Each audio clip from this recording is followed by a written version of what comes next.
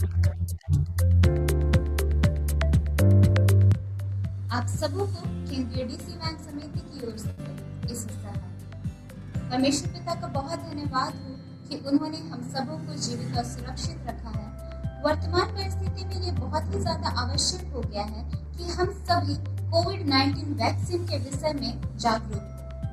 आप सबके मन में भी बहुत से सवाल होंगे, जैसे कि क्या ये वैक्सीन सुरक्षित है, क्या हमें इसे लेना जरूरी है, और यदि इसे लेना जरूरी है तो हमें ये वैक्सीन कब लेना चाहिए। यदि आपके मनों में भी ऐसे सवाल हैं तो ये प्रोग्राम सिर्फ और सिर्फ आपके लिए है। केंद्रीय डीसी बैंक समिति और वर्ल्ड विजन इंडिया के सहयोग से बी सेफ वेबिनार 6 जून 2021 दिन रविवार को संध्या 4 बजे से 5 बजे तक आयोजित किया जा रहा है, जिसमें आपके सारे सवाल जो भी कोविड-19 वैक्सीन को लेकर हैं उनके जवाब आपको मिल सकते हैं। जिसमें गेस्ट स्पीकर के रूप में हमारे साथ होंगे doctor Asha Premlata Omega Oraon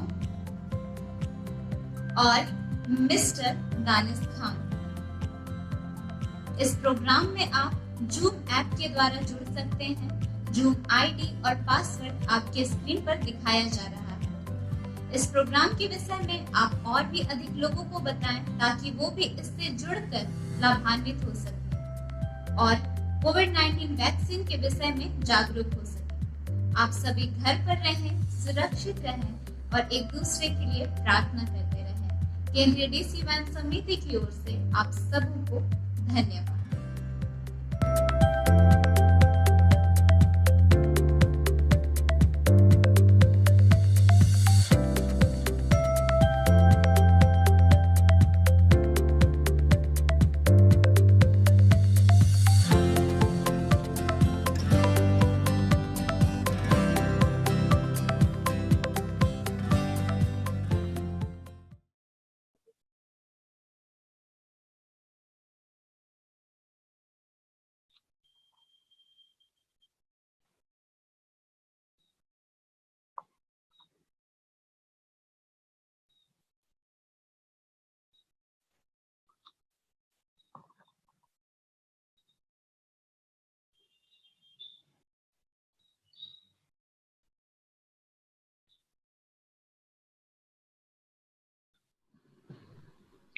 okay, जितने लोग और भी जुड़ना चाहते हैं जुड़ेंगे, वे सब जुड़ते रहेंगे और हम लोग इस कार्यक्रम को शुरू करते हैं।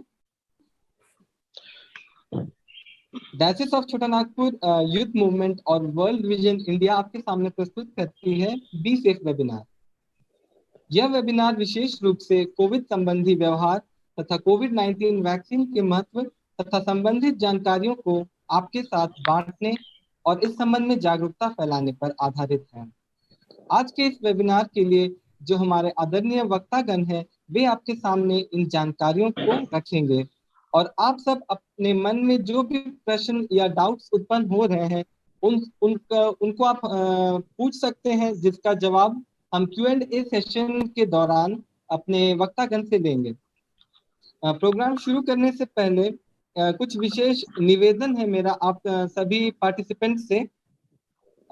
आप सब विशेष ध्यान दें कि आपके आईडी म्यूट हो, जिससे वेबिनार में जुड़े हर एक मेंबर को जो हमारे वक्तागण जो भी बोलेंगे वह स्पष्ट रूप से सुनाई दे। और जो भी आपके मन में सवाल आते हैं, आप उन्हें चैट बॉक्स ऑप्शन उपलब्ध है, आप चैट बॉक्स माध्यम से अपने सवालों को टाइप करके हम तक पहुंचा सकते हैं, जिसका जवाब हम Q&A सेशन के दौरान हमारे वक्तागण से ले पाएंगे। और विशेष निवेदन है कि आप अपने सवालों को आज के लिए दिए गए विषय पर आधारित ही रखें। और इन्हीं बातों के साथ आइए हम आज के इस कार्यक्रम को, इस बी सेफ वेबिनार को हम आरंभ करते हैं। सबसे पहले वेलकम एड्रेस के लिए मैं बुलाना चाहता हूं मनीष लाल दादा को, जो कि वर्ल्ड विजन इंडिया की ओर से हमारे साथ जुड़े हैं। मैं रिक्वेस्ट करता हूं मनीष लाल दादा से कि वे वेलकम एड्रेस दें। Thank you Saurabh, thank you so much. आप सबों को गुड इवनिंग और वर्ल्ड विजन इंडिया की तरफ से आप सबों का इस वेबिनार में मैं स्वागत करता हूं।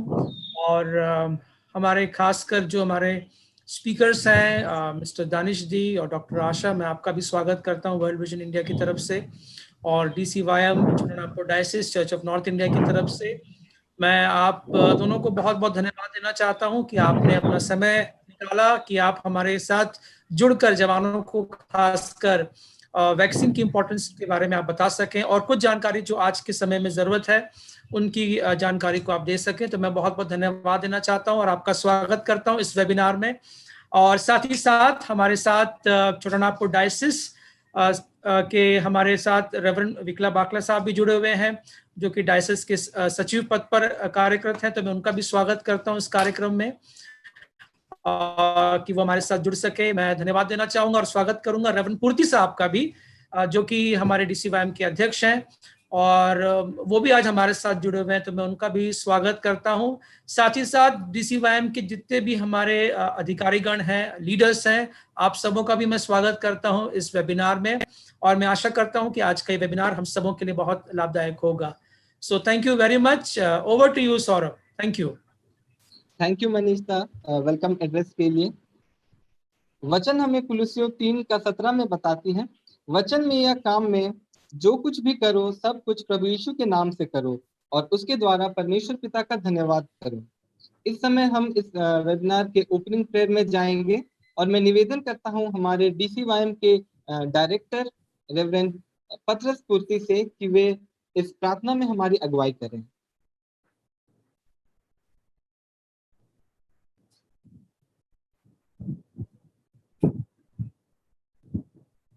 रेवरेंड पूर्ति, मेरी आवाज आप तक आ रही है?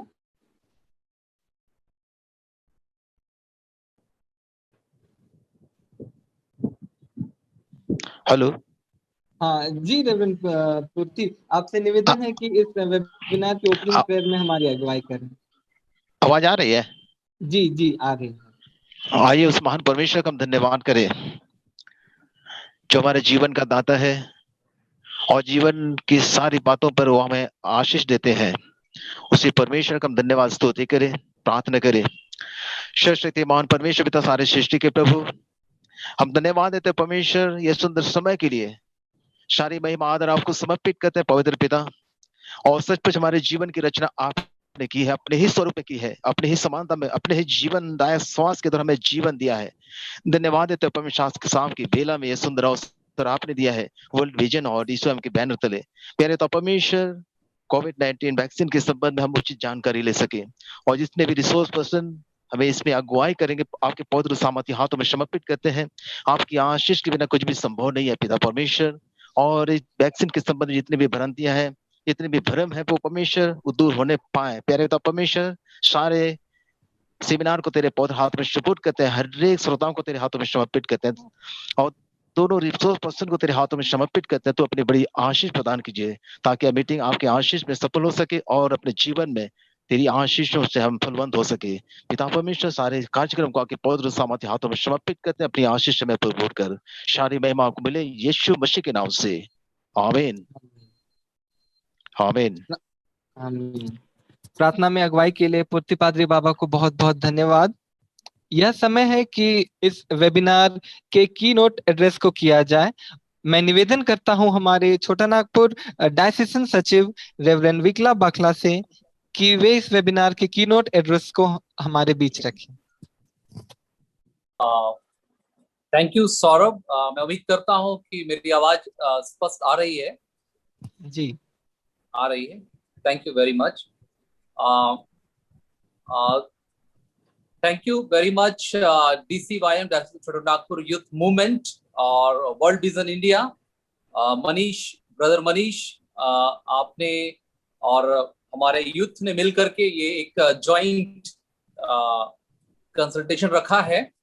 परमेश्वर का धन्यवाद हो। और आपने मुझे आमंत्रित किया कि मैं की नोट एड्रेस डिलीवर करूं।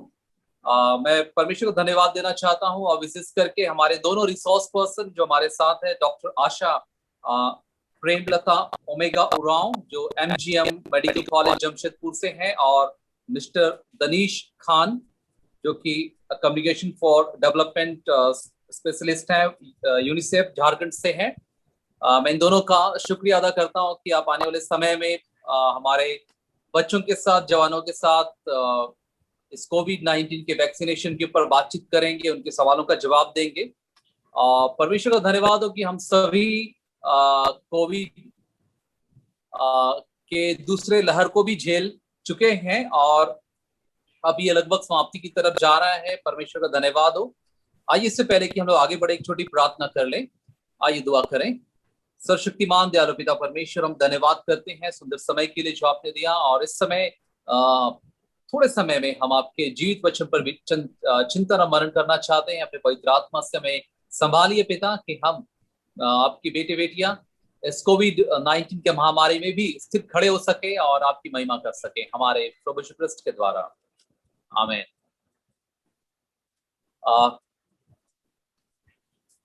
ये मेरे लिए ये सेकंड वेव जो था, ये कोविड-19 का जो की दूसरी लहर थी, ये व्यक्तिगत रूप में बहुत सारे नए अनुभवों को उसने मुझे दिया है। और मैं ऐसा महसूस करता था कि मैं काफी मजबूत हूँ और अपने शरीर पर भी मैंने काफी भरोसा किया कि वो काफी मजबूत है और सारी बातों को झेल लेगा।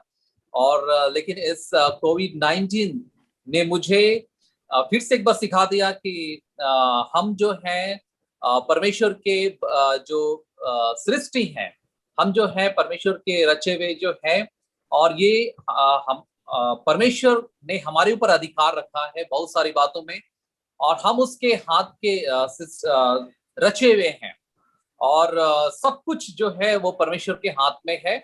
और तब मैंने इस बार इस कोविड-19 के सेकंड वेव में एक शब्द जो बहुत ज्यादा इस्तेमाल हुआ है, इम्यूनिटी पावर, वो उसके बारे में मैंने सुना। और तब मैंने ये भी जान लिया कि आप चाहे कितने भी मजबूत क्यों ना हो, एक जगह आकर के आप खड़े होते हैं जहां पर आप घुटनों के बल आते हैं और प्रार्थना करते हैं परमेश्वर से कि परमेश्वर आप आगे, आप ही मुझे संभाले।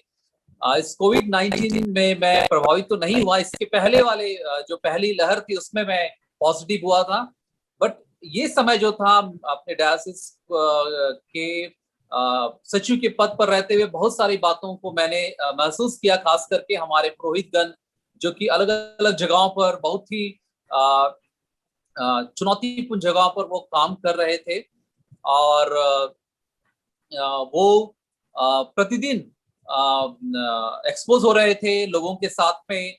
और इस कोविड की लहर में हमने अपने एक पुरोहित को खो दिया, और लगभग 25 पुरोहित हमारे जो हैं वो पॉजिटिव भी हुए। उनके साथ बात करते करते मैं बहुत बार विचलित हुआ और परेशान हुआ, और इसका असर मेरे ऊपर भी हुआ। और तब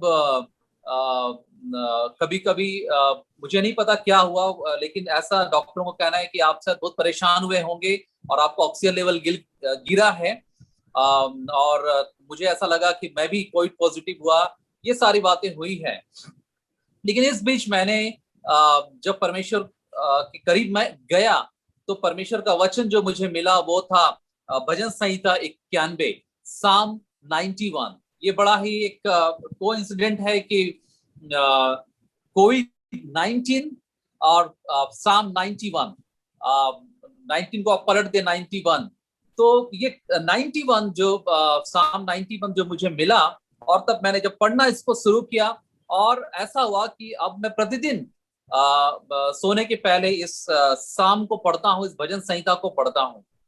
और माफ कीजिएगा, और जब इस साम 91 को मैं पढ़ता हूँ तब मुझे एक असीम शांति का अनुभव होता है, और मैं आपको भी प्रोत्साहित करूंगा कि आप इस भजन संहिता को पढ़े।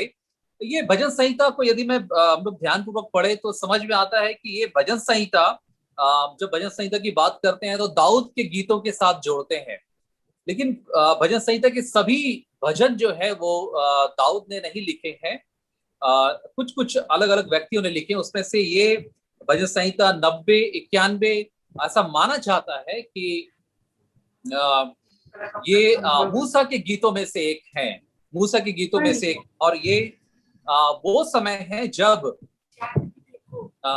मूसा पहाड़ पर चढ़ा होता था, पवित्र पर्वत पर, और तब ये जो इजरायली थे ये भय से इस गीत को गाते थे, भय से इस गीत को वो दोहराते थे और अपने लिए वो सुरक्षा को मांगा करते थे।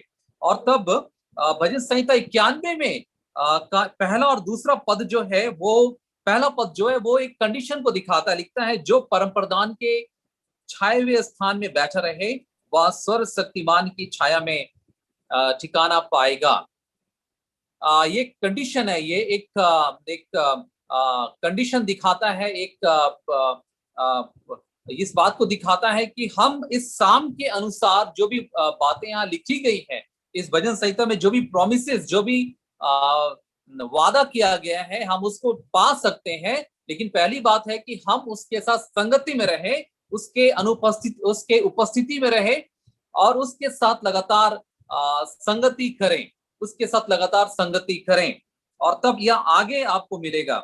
इस भजन संहिता को पढ़ने के क्रम में मैंने महसूस किया कि यदि आप इस भजन संहिता को व्यक्तिगत पढ़ना चाहते हैं तो वहां पर आप जो शब्द दिए गए हैं, वाह तुझे बहेलिए के जाल से, रिफ्लेक्टिव प्रोनाउन जो लिखे गए हैं, उसको यदि आप अपने लिए पढ़ें या इस तरह पढ़े, वाह मुझे बहेलिए के जाल से और महामारी से बचाएगा, वाह मुझे अपने पंखों की आड़ में ले लेगा, तो इसे आप और भी ज्यादा व्यक्तिगत रूप में महसूस करते हैं। मैंने इस महामारी में मैंने इस बात को महसूस किया है कि परमेश्वर का वचन जो है, जैसे भजन संहिता 91 और भी बहुत सारे वचन है बाइबल में, जो आपके इम्यूनिटी को बढ़ाता है। बहुत सारे बातें हैं जो कि हमें अभी डॉक्टर्स हमें बता रहे हैं कि ये खाना है, इन चीजों से परहेज रखनी है, इन चीजों का सेवन करना है, आपका इम्यूनिटी बढ़ेगा। तो मैं पुरोहित होने के नाते एक बात को मैं आपको बताना चाहता हूँ, जो शुरू से हम करते आए हैं लेकिन इस महामारी में और भी ज्यादा महत्वपूर्ण हो गया है, और वो ये है कि आप यदि परमेश्वर के वचन का सेवन करते रहें प्रतिदिन, तो ये आपके इम्यूनिटी को बढ़ाता है, आपके हृदय को, आपके अंदर जो है सकारात्मक विचारों को अब भरता है। और ये बड़ा महत्वपूर्ण है हमारे जीवन के लिए, और ये बहुत ही महत्वपूर्ण है हमारे जीवन के लिए कि हम ना केवल शारीरिक लेकिन आत्मिक रूप में भी और मानसिक रूप में भी इम्यूनिटी को लें और सबल बने, मजबूत बने। मैं विशेष करके अपने भाइयों से, बहनों से निवेदन करना चाहता हूँ, अपने दोस्तों से निवेदन करना चाहता हूँ जो यूथ के रूप में हमारे डायसिस में काम कर रहे हैं। आप हमारे वर्तमान हैं और भविष्य भी हैं, और ये इम्यूनिटी जो है ये हमें आने वाले समय में और ज्यादा मजबूती प्रदान करेगा। और हो सकता है आने वाले समय में हम ऐसे महामारियों का सामना करने के लिए ना केवल शारीरिक लेकिन आत्मिक रूप में भी और मानसिक रूप में भी मजबूत हो जाएं। डॉक्टर भी इससे सहमत होंगे कि जो हमारी जो मानसिक ताकत है वो हमारे शारीरिक इम्यूनिटी को भी बढ़ाता है और इस महामारी में हमें बल प्रदान करता है। परमेश्वर के साथ निकटता बनाकर रखें, उसकी उपस्थिति में बनाकर रखें, और उसका वादा जो है वो खुद ब खुद हमारे जीवन में पूरा होगा। ये मैंने व्यक्तिगत रूप में अनुभव किया। और साम 91 जो भजन संहिता 91 जो मैं अब प्रतिदिन रात के वक्त अपने आप में दोहराता हूँ, रिसाइट करता हूँ, ये एक अच्छी नींद मुझे प्रदान करता है और दूसरे दिन बेहतर रूप से काम करने के लिए मुझे ताकत प्रदान करता है। मैं आपको प्रोत्साहित करूंगा कि आप भजन संहिता 91 नहीं लेकिन बाइबल को कम से कम रात के वक्त भी एक बार सोने के पहले पढ़ें, जिससे आप बड़े ही सुकून की नींद सोएंगे और दूसरे दिन बड़े तरोताजा होकर उठेंगे और निश्चय आप परमेश्वर के कार्यों को जो उसने आपको दिया है उसे पूरा करने के लिए आप तैयार हो जाएंगे। मैं उम्मीद करता हूं आज का ये जो सेशन है वो जो कोविड-19 के हमारे के ऊपर है और विशेष करके वैक्सीनेशन के ऊपर में है। और ये वैक्सीनेशन जो है हमारे इम्यूनिटी पावर को बढ़ाएगा, हमारे शारीरिक इम्यूनिटी पावर को बढ़ाएगा, और परमेश्वर का वचन जो है वो हमारे मानसिक इम्यूनिटी पावर को बढ़ाएगा। और ये दोनों बातें जो है मिलकर के हमारे एक ह्यूमन बीइंग, एक इंसान को बनाता है। तो मैं फिर से इस मीटिंग के लिए मैं आप सबों को शुभकामनाएं व्यक्त करता हूँ, विशेष करके हमारे दोनों रिसोर्स पर्सन को मैं शुभकामनाएं व्यक्त करता हूं कि आने वाले समय में हम लोग बेहतर रूप से उन्हें सुन पाएंगे और बहुत सारी बातों को हम लोग आज सीख पाएंगे। Thank you very much. Over to Saurabh.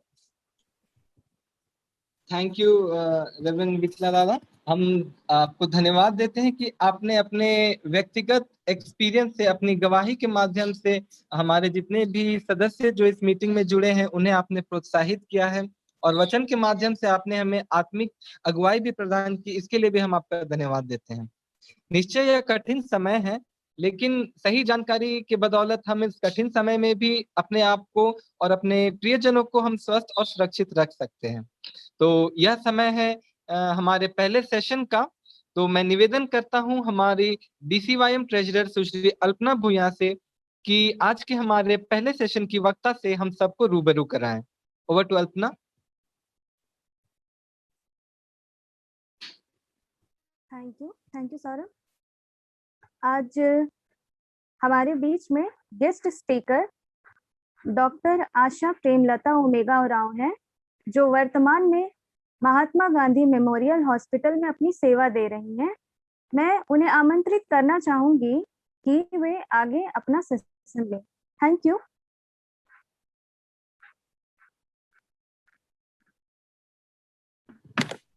Thank you doctor Asha Oraon. Thank you so much, Alpna. Good evening and praise the Lord सबों को। स्पेशली हम आज धन्यवाद देते हैं DCYM के सारे ऑर्गेनाइजर्स को, सारे लीडर्स को एंड सारे पास्टर्स, सारे मेरे फादर्स, खासकर रेवरेंड बाकला को हम बहुत बहुत धन्यवाद देना चाहते हैं। उनका एक बात हमको बहुत अच्छा लगा, दैट इज इम्यूनिटी। आज कोरोना वायरस हम सभी के बीच में है, पैंडेमिक चल रहा है और खासकर जब हम अपने आप को जब देखते हैं इस सिचुएशन में तो डिप्रेशन आता है ज़रूर, जैसा कि उन्होंने कहा, बट साम 91 वो हमें अपने पंखों के तले छुपा के रखता है। ये बहुत इम्पॉर्टेंट बात है और स्पेशली आज के गॉड ऑफ वर्ड जैसे हम सुनते हैं, इम्यूनिटी, चाहे वो फिजिकल इम्यूनिटी हो या फिर हमारे जीवन के लिए एक इम्यूनिटी प्रदान करता है। आज हम बेसिकली वैक्सीनेशन के ऊपर बात करेंगे, उसके सारे इम्पोर्टेंट पॉइंट्स, हमारा वैक्सीनेशन कैसे हमको लेना चाहिए, कब लेना चाहिए, क्यों लेना चाहिए, कितना इम्यूनिटी बूस्टअप होता है और क्यों लेना चाहिए। इसके बहुत सारे मिथ्स चल रहे हैं, र्यूमर्स चल रहे हैं, इनके ऊपर थोड़ा हम डिस्कस करेंगे। तो थोड़ा हम इस सारे पैंडेमिक के ऊपर हम थोड़ा कंसंट्रेट करेंगे और हम कुछ स्लाइड्स हैं जो कि हम उसके द्वारा आपसे बातचीत कर सकते हैं। होप सो इस सेशन के एंड में आप लोग जो भी क्वेश्चंस है या फिर कुछ भी स्लाइड्स नहीं समझ आया, आप वो प्लीज पूछ सकते हैं।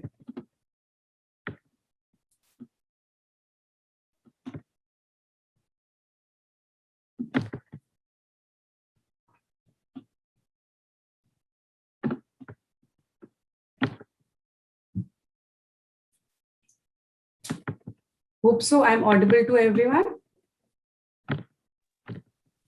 Yes, doctor. Please go ahead. Okay, thank you so much.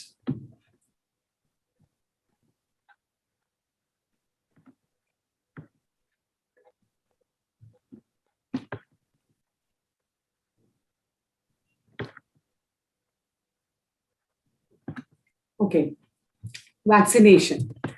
जैसे कि आज हम पैंडेमिक से जूझ रहे हैं, बहुत सारे लोग वैक्सीन लगवा चुके हैं और लगवाने वाले हैं। बहुत सारे मन में शंकाएं होती हैं कि हम वैक्सीन लगवाएं नहीं लगवाएं, बट एट प्रेजेंट ये हमारा मानना है कि हम सबको वैक्सीन लगवा लेना चाहिए। तो उसके इम्पोर्टेंस और नीड ऑफ द आवर हमारे पास अभी सिर्फ और सिर्फ वैक्सीनेशन है। तो बेसिकली हम लोग आज वैक्सीनेशन पे बात करेंगे और थोड़ा इंट्रोडक्शन। सबको पता है कि ये खासकर WHO मार्च 2020 में इसको पैंडेमिक डिक्लेयर किया गया था, कोरोना वायरस, जो कि SARS-CoV-2 से इन्फेक्शन होता है। और कॉमन सिम्टम्स हमारे पास है, फीवर है, कफ है, dry cough, shortness of breath, tiredness, बहुत सारे और भी सिम्टम्स है जैसे loose motion, headache. But at present हम ये देख रहे हैं कि हमारे बहुत से लोग अपना मतलब डिप्रेशन में जा रहे हैं, बहुत से लोग सिवियर केसेस में जा रहे हैं, आईसीयू वेंटिलेटर्स का जरूरत है। इस समय ट्रीटमेंट्स चल रहा है और बट हमारे इम्यूनिटी को बूस्ट अप करने के लिए मोस्ट इंपॉर्टेंट है वैक्सीनाइजेशन। तो मेन वैक्सीनाइजेशन का इंपॉर्टेंस क्या है, जैसे हमको कोई डिजीज हो गया है तो उस सिवियरिटी को कम करने में ये हमको मदद करता है, या खासकर उन लोगों को जो 65 इयर्स है उनके डेथ रेट को कम करता है।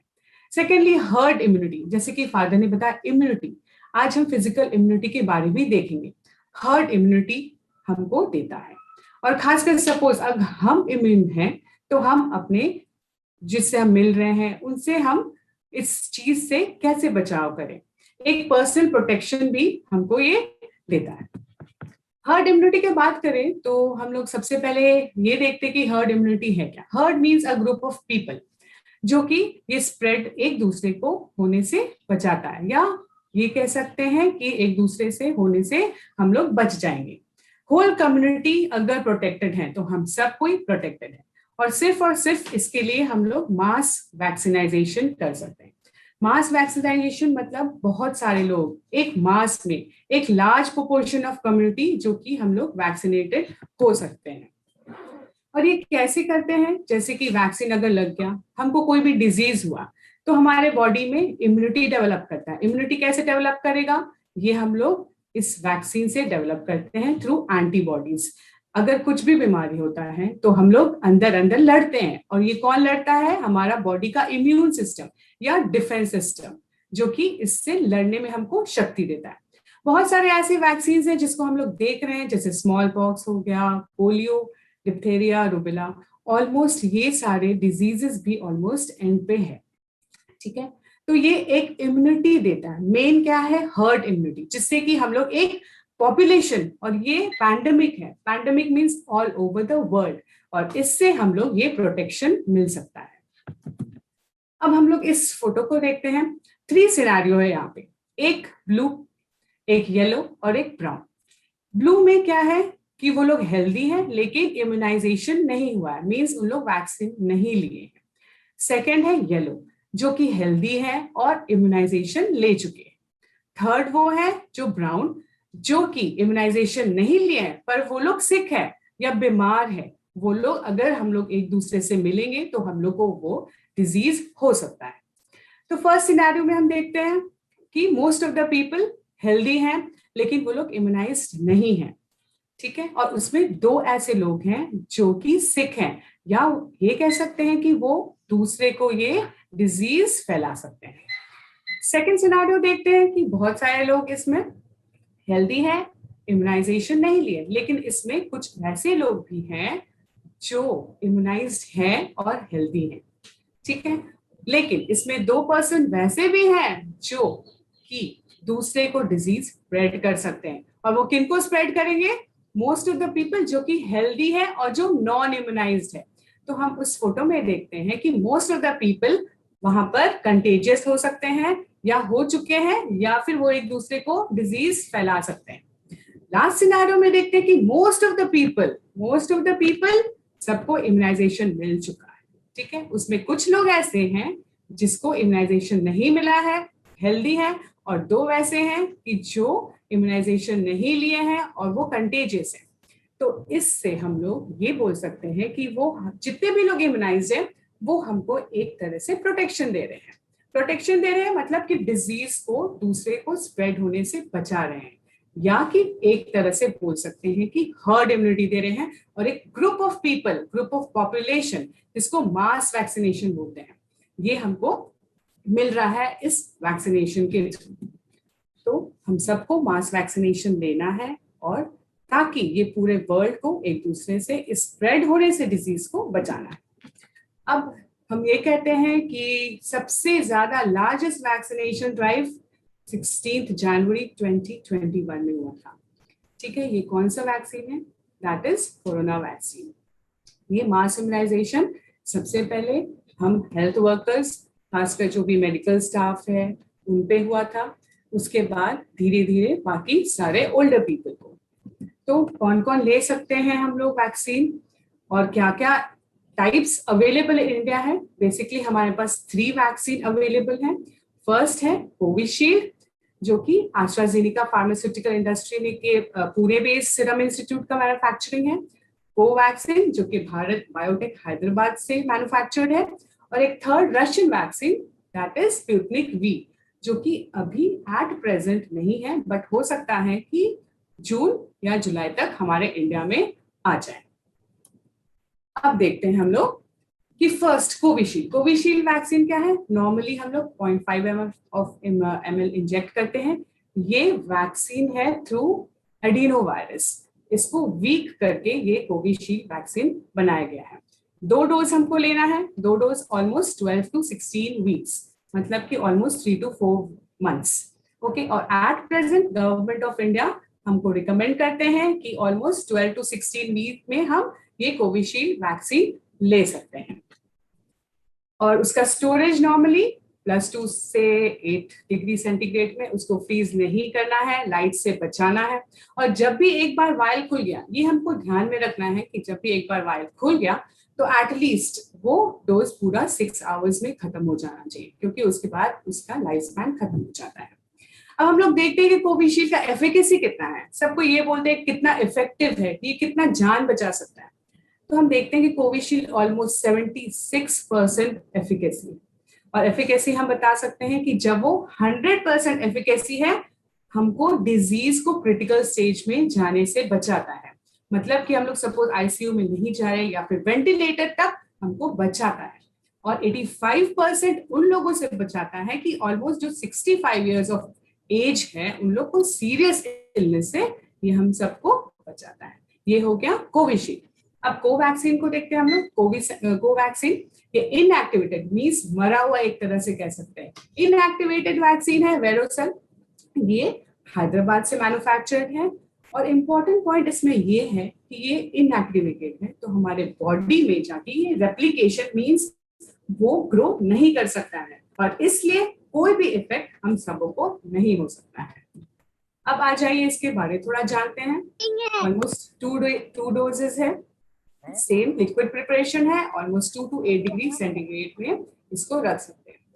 अभी जैसे कि हम सिनेरियो देख रहे हैं, बहुत सारे वेरिएंट्स आ रहे हैं, ठीक है, जैसे B117, B11617, तो इसमें ये कारगर है। मल्टीपल वेरिएंट्स ऑफ SARS-CoV-2, ये हम कोवैक्सीन से मल्टीपल वेरिएंट्स हम लोग इससे प्रोटेक्शन दे सकता है। और इसके रिसर्च में ICMR, that is Indian council of medical research, NIV, ये हमारा रीसेंट अनाउंसमेंट इस पर्टिकुलर वैक्सीन पे हो चुका है। तो इसलिए हम लोग अगर सपोज हम लोग को कंफ्यूजन है कि हम लोग कोविशील्ड लगाया है, कोवैक्सीन लगाया, both are equally good, but Covaxin का ऐसा देखा गया कि मल्टीपल वेरिएंट्स में ये काम कर रहा है। बट हम ये नहीं जानते कि हमारे सपोज अगर हमको इन्फेक्शन हुआ तो हमारे अंदर वो म्यूटेशन होगा कि नहीं।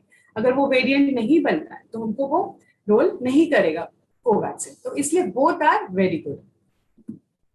अब स्पुतनिक वी के बारे में थोड़ा बात करते हैं। सिंस ये 2 फॉर्म में अवेलेबल है, एक लिक्विड और लायोफिलाइज, जैसे कि एक पाउडर होता है उसको रिकॉन्स्टिट्यूट करते हैं। ये लायोफिलाइज है तो ये नॉर्मल है, 2 to 8 डिग्री में हम रख सकते हैं। बट जो लिक्विड फॉर्म है उसके लिए स्पेशल कोल्ड स्टोरेज चाहिए, दैट इज -18 डिग्री सेंटीग्रेड। तो यहाँ पे थोड़ा कोल्ड स्टोरेज का प्रॉब्लम है, और हो सकता है इसके कारण अभी तक ये अवेलेबल नहीं हो पाया है। इसके लिए हम लोग गैप्स 2 डोज का वैक्सीन लगा सकते हैं, सेम 21 to 28 डेज। अप्रूवल हो चुका है, और by the time of June या जुलाई 2021 तक ये अवेलेबल हो जाए। अब थोड़ा डिफरेंसेस देख लेते हैं। Both are equally good, Covaxin और कोविशील्ड एंड स्पुतनिक, दोनों डोज 2 डोज है, बट एट प्रेजेंट हम कोविशील्ड को ऑलमोस्ट 3 मंथ्स के बाद लगाते हैं। एफिकेसी की बात करते हैं तो कोवैक्सीन ऑलमोस्ट 81% एफिकेसी है, कोविशील्ड 70 to 75 है। बट सिंस अभी एट प्रेजेंट गवर्नमेंट ने 12 to 16 वीक्स का टाइम दिया है, तो ये ऑलमोस्ट 80% है इसका एफिकेसी। नॉर्मल जैसे कि हम लोग कोई भी वैक्सीन लगाते हैं तो फीवर हो सकता है, वॉमिटिंग हो सकता है, थोड़ा सा उस साइट पे, इंजेक्शन के साइट पे स्वेलिंग हो सकता है, दर्द हो सकता है, हेडेक हो सकता है, जॉइंट पेन हो सकता है, जैसे बाकी वैक्सीन, जैसे हम सपोज टेटनस का वैक्सीन लेते हैं या कोई भी डीपीटी लेते हैं, तो ये सब नॉर्मल साइड इफेक्ट्स हैं जो कि इम्यून बूस्ट अप करता है। तो उसके कारण ये हमारा बॉडी मैकेनिज्म, ये फीवर आ सकता है, ये सब उसका कॉजेस हो सकता है। अब बात करते हैं कि सपोज हम फर्स्ट डोज कोविशील्ड लगाए और सेकेंड डोज कोवैक्सीन लगाए। एट प्रेजेंट इसका डेटा नहीं है कि हम लोग लगा सकते हैं, बट यूके इस पे ट्रायल कर रहा है कि फर्स्ट डोज अगर कोविशील्ड लगाते हैं, सेकेंड को कोवैक्सीन लगाते हैं, तो हो सकता है कि ये ज्यादा म्यूटेंट स्टैंड पे कामगार हो या लार्जर लॉन्ग लास्टिंग इम्यूनिटी हम लोग को दे सकता है। तो ये अभी तक बट इसका ट्रायल नहीं हुआ है और ये एडवाइजेबल अभी नहीं है। बहुत से लोग ऐसे क्वेश्चंस भी पूछते हैं कि सपोज हमको कोई और वैक्सीन लगाना है तो कब लगाएं, तो ऑलमोस्ट इंटरवल ऑफ 14 डेज हम लोग कोई और वैक्सीन लगा सकते हैं। लाइक अगर किसी को टेटनस लगाना है या फिर डिप्थीरिया डीपीटी है तो वो 14 डेज के बीच में लगा सकते हैं, ये उसका टाइम लिमिट है।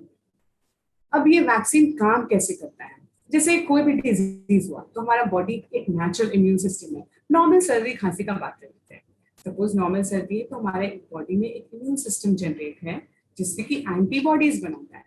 Vaccine works like that only, ये एक एंटीबॉडीज बनाता है जिससे कि हम लोग को उस डिजीज से प्रोटेक्शन मिलता है। जैसे कि मेडिसिन हमको उस डिजीज से लड़ने की शक्ति देता है, सेम वे वैक्सीन जब हम लगवाते हैं तो एंटीबॉडीज जनरेट होता है जिससे उस बीमारी से या उस डिजीज से हमको एक प्रोटेक्शन मिलता है। अब बात करते हैं कितना सेफ है। बहुत सारा मिथ्स है कि ये सेफ है कि नहीं है, मेरा डेथ हो सकता है, नहीं हो सकता है, बहुत सारे र्यूमर्स है हो रहे हैं कि हाँ बहुत किसी का डेथ हो चुका है, बट ये एक्चुअली सेफ है। इसके थ्रू बहुत सारा फेज ट्रायल होता है। कोई भी ड्रग या फिर कोई भी वैक्सीन जब मार्केट में आता है या गवर्नमेंट अप्रूवल होता है तो उसके लिए बहुत सारे ट्रायल्स लिए जाते हैं। इसको प्री क्लिनिकल ट्रायल्स बोलते हैं, first, second, third and fourth phase trial बोल सकते हैं। तो फर्स्ट फेज में यूजुअली प्री क्लिनिकल जिसको बोलते हैं वो है लैब ओरिएंटेड। लैब में ट्रायल्स होने के बाद वो स्मॉल ग्रुप ऑफ पीपल, कुछ लोगों के बीच में वो ट्रायल चलता है। उसके बाद secondly specific group of people, specific in the sense कि एक पर्टिकुलर एज हो गया या पर्टिकुलर रेस हो गया, उस पे ये ट्रायल होता है। आफ्टर दैट एक ग्रुप ऑफ 1000 पीपल्स, ऑलमोस्ट उससे ज्यादा थाउजेंड्स ऑफ पीपल में जब ये टेस्ट होने के बाद उसके इफेक्टिवनेस और उसके सेफ्टी पे हम लोग बात कर सकते हैं। फाइनली जब सेंटर फॉर ड्रग कंट्रोल सारे अप्रूवल, सारे डेटा पढ़ने के बाद, ट्रायल के बाद ही वैक्सीन को सेफ और अप्रूवल मिलता है through food and drug administration. उसके बाद ही गवर्नमेंट ऑफ इंडिया ये ड्रग्स या फिर ये वैक्सीन का अप्रूवल सैंक्शन होता है। तो आफ्टर इस एफिकेसी सारा ट्रायल्स होने के बाद ही एक ड्रग या फिर एक मेडिसिन या फिर कोई भी वैक्सीन को हम लोग सेफ बोल सकते हैं। अब क्वेश्चन उठता है कि हम किसको वैक्सीन लगवाएं, किसको नहीं लगवाएं। फर्स्ट एंड फॉरमोस्ट जनवरी 16, 2021 में सारे health line workers, front line workers, सारे सोशल जितने भी हॉस्पिटल में स्टाफ है, वर्कर्स है, उनको लगाया। उसके बाद 45 एंड अबव जिनको कोमॉर्बिड कंडीशंस है, कोमॉर्बिड इन द सेंस कि जिसको डायबिटीज है या फिर उनके साथ और कोई बीमारी है जैसे हाइपरटेंशन हो गया या किडनी प्रॉब्लम हो गया या लंग प्रॉब्लम हो गया, उनको लगवाया गया था। बट एट प्रेजेंट 1 मई 2021 में 18 इयर्स एंड अबव सबको ये वैक्सीनेशन मिल रहा है and that too free of cost. कुछ प्रॉब्लम्स हैं, कुछ प्रिकॉशंस हैं जिसको हमको ध्यान में रखना चाहिए बिफोर वैक्सीनेशन, खासकर उनके लिए जिनको फूड से एलर्जी है या फिर किसी भी चीज से प्रॉब्लम है, एलर्जी है, एनाफाइलैक्सिस है या किसी भी कंपोनेंट से प्रॉब्लम है, उसके इस मैन्युफैक्चरिंग से प्रॉब्लम है या किसी को पास्ट हिस्ट्री है किसी भी वैक्सीन लगवाने से या उनको एलर्जी हुआ, उनको प्रिकॉशनरी मेजर्स में अपने हेल्थ वर्कर से या फिर हेल्थ जो भी डॉक्टर से कंसल्ट करके ही लगाना चाहिए। उनके लिए भी प्रिकॉशनरी मेजर्स हैं जिनको ब्लीडिंग प्रॉब्लम्स हैं या फिर ऑलरेडी जिनको पॉजिटिव या फिर कोविड हो चुका है उनको स्पेशली मॉनिटर करके लगाया जाता है। जिनको कार्डियक प्रॉब्लम है या फिर हार्ट डिजीज है या फिर रीनल प्रॉब्लम है, सारे को भी हम लोग लगवा सकते हैं, बट एज पर सिचुएशन उनको अपने कंसल्ट डॉक्टर से सलाह लेके ही लगवाना चाहिए। बट वो लोग कोमॉर्बिड कंडीशंस में हैं, वो लोग स्पेशल केसेस हैं, इसलिए उनको यूजुअली लगना चाहिए, स्पेशली डायबिटीज। बात करते हैं ऑटो इम्यून या फिर इम्यूनो कॉम्प्रोमाइज या बोल सकते हैं HIV पेशेंट्स के लिए, उनको भी लगवाना चाहिए सिंस उनका इम्यूनिटी ऑलरेडी कम है। लेकिन 14 डेज, अगर सपोज उनका कुछ कीमोथेरेपी वगैरह चल रहा है तो ऑलमोस्ट 14 डेज ऑफ ड्यूरेशन के बाद लगवा सकते हैं। बहुत सारे साइड इफेक्ट्स हैं, जैसे कि फटीग हो सकता है, उस जगह पे जहाँ पे इंजेक्शन लगवाए हैं वहाँ पे स्वेलिंग हो सकता है, पेन हो सकता है, फीवर, मलेज, चिल्स, ये सब कॉमन प्रॉब्लम्स है। अनकॉमन प्रॉब्लम्स में बहुत रेयर है, जो कि शॉर्टनेस ऑफ ब्रेथ हो सकता है, कंजेशन ऑफ नोज, या फिर किसी को लॉस ऑफ टेस्ट, स्मेल, ये सभी प्रॉब्लम्स आते हैं। सपोज अगर किसी को कोई भी प्रॉब्लम है तो नॉर्मली हम लोग एक पैरासिटामोल ले सकते हैं या फिर प्लेंटी ऑफ फ्लूइड्स भी ले सकते हैं, बट आइसो एनसेट्स नहीं लेना है। बहुत सारे मिथ्स चल रहे हैं, स्पेशल केसेस हैं, रूमर्स है, तो हम लोग देखते हैं कि क्या क्या मिथ्स हमारे साथ चल रहे हैं जो कि हमको ये वैक्सीन लेने से रोकता है। बहुत कोई का कहना है कि अगर सपोज किसी को एलर्जी है तो क्या वो वैक्सीन ले, तो my answer is no. Anaphylaxis reaction अगर किसी को होता है या फिर है तो बेटर है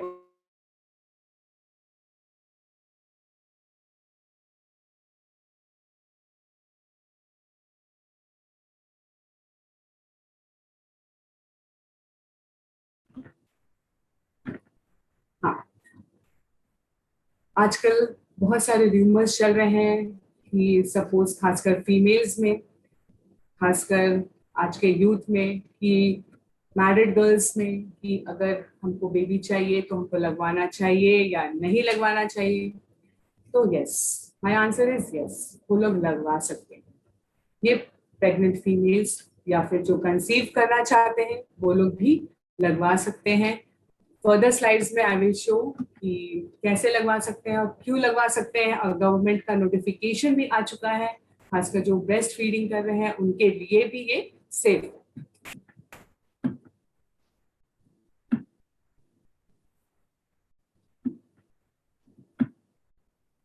तो ये सेफ क्यों है? जैसे बाकी वैक्सीन लगवाते हैं, ये भी वैसे ही काम करता है थ्रू नेचुरल एंटीबॉडीज। एंटीबॉडीज हमेशा जब भी बनता है तो मोस्ट प्रॉब्ली वो किसी भी फ्यूचर इलनेस को प्रिवेंट करने के लिए बनता है, और एट प्रेजेंट कोई भी ऐसा एविडेंस नहीं है कि वो इनफर्टिलिटी या फिर अपने प्रेग्नेंट बच्चे के लिए वो नुकसानदेह है। तो ये मोस्ट केसेस में ऐसा देखा गया है कि ये प्रेग्नेंट फीमेल्स के लिए भी सेफ है, बट ये उनका चॉइस है कि वो अभी लगवाना चाहते हैं या फिर नहीं लगवाना चाहते हैं। Yes, American College of Obstetrician and Gynecologists also recommend कि COVID-19 वैक्सीन अगर प्रेग्नेंट फीमेल्स या ब्रेस्ट फीडिंग फीमेल्स को लगवाना है तो वो भी लगवा सकते हैं, बट अपने गायनेकोलॉजिस्ट से कंसल्ट करने के बाद। हाँ, ये government of department of health and family welfare का नोटिफिकेशन जो कि 19 में आया था, उसमें साफ पॉइंट नंबर 4 में लिखा हुआ है कि जो भी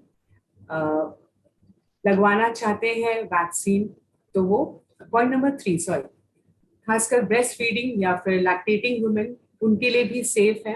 इसमें बहुत सारे पॉइंट्स हैं, जैसे कि सपोज हमको ऑलरेडी कोविड हो चुका है तो वो कब लगाए, तो यूजुअली वो आफ्टर 3 मंथ्स ऑफ रिकवरी, बिल्कुल ठीक होने के बाद लगा सकते हैं। बहुत का कहना है कि हमको प्लाज्मा थेरेपी हुआ था या मोनोक्लोनल एंटीबॉडीज चला था तो उनको लगवाना चाहिए कि नहीं। यस, लगवाना चाहिए, एटलीस्ट 3 मंथ्स के बाद वो लगवा सकते हैं। और बहुत कोई ब्लड डोनेट करना चाहते हैं उनके लिए भी एक गुड न्यूज है कि वो लोग भी 14 डेज के बीच में लगवा सकते हैं। Yes, this is the main important point, और हमारे लिए कंसर्न की बात है कि चिल्ड्रंस अभी लगा सकते हैं कि नहीं।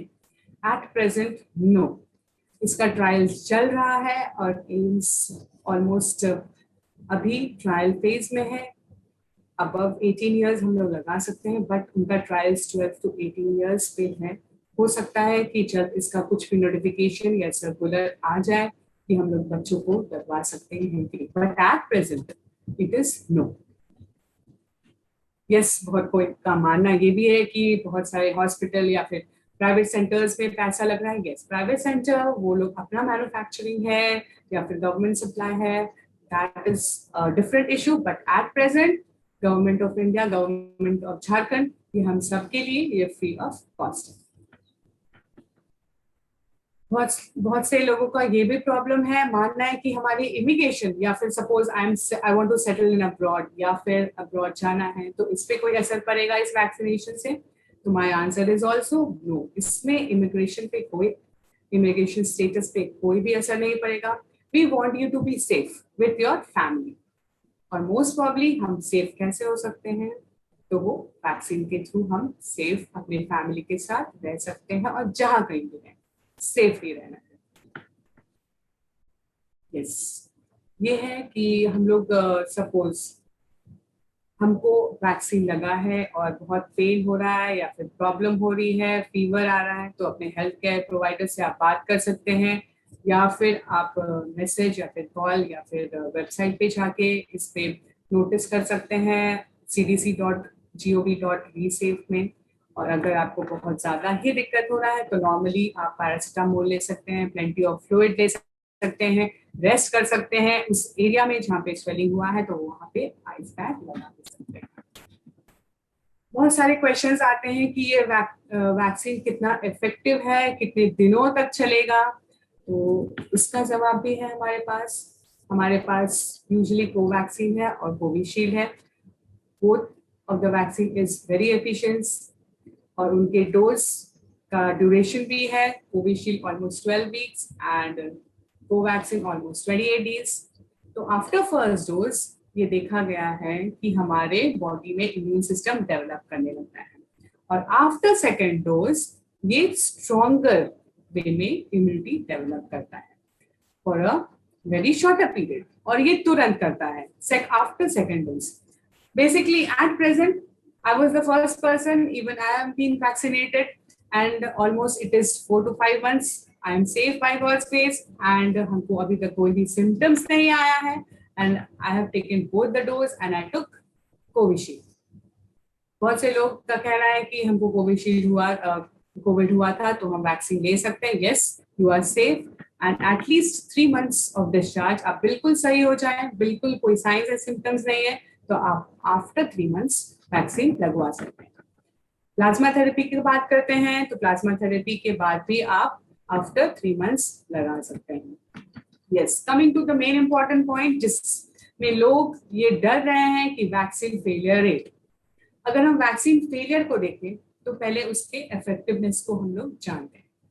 तो ये कहना बोल सकते हैं कि no vaccine can be 100% effective. कोई भी वैक्सीन 100% इफेक्टिव नहीं है। इफेक्टिव कब बोलेंगे किसी वैक्सीन को? जब वो 60% हमारे लिए इफेक्टिव हो, उसका एफिकेसी हो, और वो वैक्सीन 90%, ऑलमोस्ट 90% उस डिजीज के सीरियसनेस को कम कर सकता है, या बोल सकते हैं 99% डेथ रेट को प्रिवेंट कर सकता है। तो हम लोग देख चुके हैं कि वैक्सीन, कोविड वैक्सीन ऑलमोस्ट 60 से ज्यादा 70 to 80% है उसका एफिकेसी, 90% सीरियस डिजीज से होने से को रोकता है, और ऑलमोस्ट 100% ये डेथ्स प्रिवेंट कर सकता है। Hence covid vaccine is highly effective. बहुत कुछ जान चुके हैं, बहुत कुछ बाकी है जानने का, तो हम लोग लर्निंग प्रोसेस में है, और हम लोग ये जान चुके हैं कि कोविड वैक्सीन काफी इफेक्टिव है। मेन इंपॉर्टेंट पॉइंट क्या है कि हम एक दूसरे को इस डिजीज को होने से, स्प्रेड होने से बचाते हैं। खुद का प्रोटेक्शन, दूसरों का भी प्रोटेक्शन, ये बेसिकली हम लोगों को ये आज सीखना है। Last but not the least, I want to say कि वैक्सीन होने के बावजूद 3 इंपॉर्टेंट चीज है जो कि हम सबको याद रखना है। Proper hand sanitization, wearing mask पहनना जरूरी है, सिंस ये वायरस एयरबॉर्न है तो इसलिए वेयरिंग मास्क इज मस्ट, और social distancing. So we should also take precautions apart from vaccination. Thank you so much for your patient hearing, and hope बहुत सारे questions आ चुके हैं और आने वाले हैं, तो Thank you so much and thank you everyone. Thank you so much. बहुत बहुत धन्यवाद। और इस समय आइए हम दूसरे वक्ता मिस्टर दानिश खान, जो वर्तमान में यूनिसेफ झारखंड में कम्युनिकेशन फॉर डेवलपमेंट स्पेशलिस्ट के रूप में कार्यरत है। आइए हम इनका स्वागत करें और इनसे कुछ बातें सुनते हैं। दानिश जी नेटवर्क इश्यूज के कारण ना, कनेक्टिविटी के कारण वो डिस्कनेक्ट हो गए हैं, तो वो फिर से वो ट्राई कर रहे हैं कि हमारे साथ जुड़े। और उन्होंने मुझसे रिक्वेस्ट किया था कि मैडम के सेशन के बाद अगर जो क्वेश्चंस हमारे पास आए हैं उनको अगर वो रिप्लाई करें या तो अच्छा होगा, क्योंकि अगर वो हमारे साथ जब जैसे जुड़ जाएंगे तो तब हम उनको प्रोबेबली इनवाइट करेंगे सेशन के लिए। बट एज इफ नाउ अभी तक वो हमारे साथ नहीं जुड़ पाए। ओके, सो मैं रिक्वेस्ट करूंगा सौरभ से और एंथनी से, आई थिंक आप लोग ट्रैक कर रहे थे ये जो क्वेश्चंस हमारे पार्टिसिपेंट्स की तरफ से आ रहे थे, तो प्रोबेबली उन क्वेश्चंस को आप रख सकते हैं मैडम के सामने। Thank you. थैंक यू दादा। सबसे पहले मैं डॉक्टर आशा को बहुत बहुत धन्यवाद देता हूं कि उन्होंने बहुत ही अच्छे तरीके से इस पूरे मैटर को हमारे बीच में रखा और वैक्सीन के इम्पोर्टेंस को हमारे बीच में रखा, उसका इम्पोर्टेंस को रखा, साथ ही उससे रिलेटेड हर एक प्रिकॉशंस को, साइड इफेक्ट्स को, हर एक बातों को, हर एक पहलू को हमारे बीच में रखा। और मैं उम्मीद करता हूँ कि जितने भी मेंबर्स हमारे साथ जुड़े हैं उन्होंने उस बात को बहुत ही अच्छे से समझा है। फिर भी यदि आपके मन में किसी भी प्रकार का डाउट है तो आप अभी भी चैट बॉक्स में अपने मन में आ रहे सवालों को पूछ सकते हैं टाइप करके। हमारे बीच रेवरेंड विकला है जो कुछ कहना चाहते हैं, मैं उनसे रिक्वेस्ट करता हूं कि वे अनम्यूट करके अपने बात को रख सकते हैं। सौरभ, सवाल मेरी पत्नी का है, वो भी साथ में है, कुछ क्वेरीज है जो पूछना चाह रही थी, तो अमिता जी बोल जी अभी जैसे कि हम लोग वैक्सीन लेने के लिए रेडी हो रहे हैं और मेरे मन में बहुत सारा एक डर भी था और थोड़ा मैं सोच रही थी कि मुझे वैक्सीन लेना चाहिए कि नहीं लेना चाहिए, क्योंकि जैसे कि वो अपने कीनोट एड्रेस में बतला रहे थे कि उनको कुछ कोविड सिम्टम्स आया था, तो हम लोग थोड़ा सा परेशान हो रहे थे। तो मुझे पता नहीं कि मैं पॉजिटिव रही थी कि नहीं रही थी, तो मैंने एज अ प्रिकॉशन मैंने कुछ अपना टेस्ट लिया था, टेस्ट करवाया था, एंटीबॉडीज टेस्ट, काउंट टेस्ट। तो उसमें मेरा आया है वैल्यू 10.14 आया है। तो वही मैं डॉक्टर से जानना चाह रही थी कि क्या मुझे वैक्सीनेशन की जरूरत अभी पड़ेगी या कितने समय बाद मुझे वैक्सीन लगवाना पड़ेगा। Yes, thank you, ma'am. Very nice question. Yes, अभी बहुत लोगों का मानना है कि एंटीबॉडीज एट पर RIMS, when I was in RIMS, तो ऑलमोस्ट 5 से नीचे वाले लोग भी वैक्सीन लगवा रहे थे। सिंस अगर आपको अगर कोई भी और मॉर्बिडिटीज नहीं है अपार्ट फ्रॉम सपोज सिम्टम्स रहा हुआ आपको, या फिर फीवर आ रहा है, या फिर कोई भी आप मेडिकेशंस पे नहीं है, तो आप लगवा सकते हैं वैक्सीन।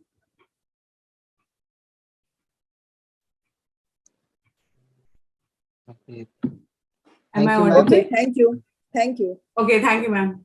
ओके मैम, एक और सवाल था और एक जो काइंड ऑफ ये बातें उड़ रही हैं कि थर्ड स्टेज आने वाला है और आएगा, तो एक क्वेश्चन हमारे पास आया था कि इसका अंत जो कोरोना है, इसका अंत कब तक पॉसिबल, मतलब कब तक हो सकता है? क्या कोई प्रेडिक्शन है या फिर कोई thank you so much Saurabh, ये क्वेश्चन बहुत लोगों का है।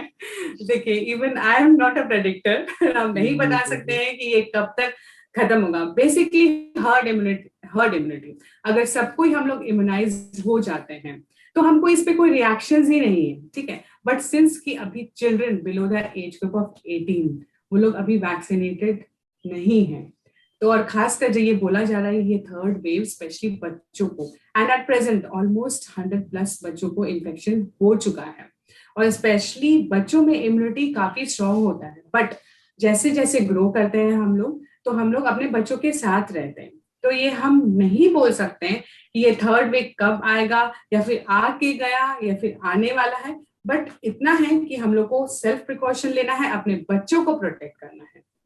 Okay, thank you so much. कुछ और सवाल को देखते हैं।